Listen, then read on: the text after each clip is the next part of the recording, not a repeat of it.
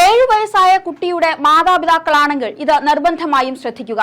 കേന്ദ്ര സർക്കാർ ആധാറിൽ നൽകിയിരിക്കുന്ന പുതിയ നടപടിക്രമങ്ങളാണ് നിർബന്ധമായും പാലിക്കേണ്ടവ. 5 വയസ്സിന് താഴെ ആധാർ ലഭിച്ച കുട്ടികളുടെ കാര്യത്തിലാണ് നിലവിലെ അപ്ഡേറ്റ്. ഇവർ 7 വയസ്സ് കഴിയുന്നതോടെ ബയോമെട്രിക് നിർബന്ധമായും അപ്ഡേറ്റ് ചെയ്യണമെന്നാണ് നിർദ്ദേശം. അല്ലാത്തപക്ഷം അത്തരം ആധാർ കാർഡുകൾ നിർജീവമാക്കാനുള്ള സാധ്യതയുണ്ടെന്നാണ് കേന്ദ്ര സർക്കാർ പറയുന്നത്.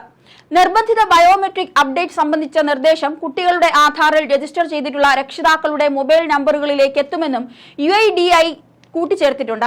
ഇതിന്റെ ലക്ഷ്യം വലുതാണ്. അതായത് കുട്ടികളുടെ ബയോമെട്രിക് ഡാറ്റയുടെ കൃത്യതയും വിശ്വാസ്യതയും നിലനിർത്തുന്നതിനാണ് ഈ നിർബന്ധിത ബയോമെട്രിക് അപ്ഡേഷൻ വരുന്നത്.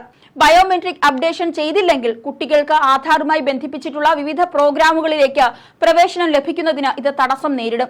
ഇത് കുട്ടികൾക്കുള്ള സ്കോളർഷിപ്പുകളെ വരെ വളരെ വലിയ രീതിയിൽ ബാധിക്കും. ഇനി എന്തുകൊണ്ടാണ് ഈ നടപടി വരുന്നത്?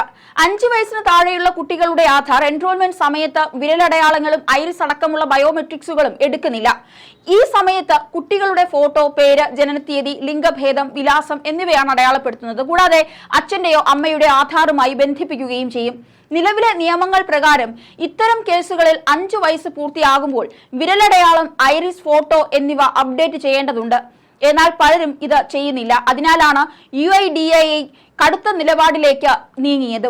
7 വയസ്സ് എന്ന ഒരു കട്ട് ഓഫ് ഇപ്പോൾ വച്ചിരിക്കുകയാണ്. 5 വയസ്സ് മുതൽ 7 വയസ്സ് വരെ പ്രായമുള്ള കുട്ടികളുടെ നിർബന്ധിത അപ്ഡേറ്റുകൾ പൂർണ്ണമായും സൗജന്യമാണ്. എന്നാൽ 7 വയസ്സിന് ശേഷം വിവരങ്ങൾ അപ്ഡേറ്റ് ചെയ്യുന്നതിന് 100 രൂപ ഫീസ് ഉണ്ട്.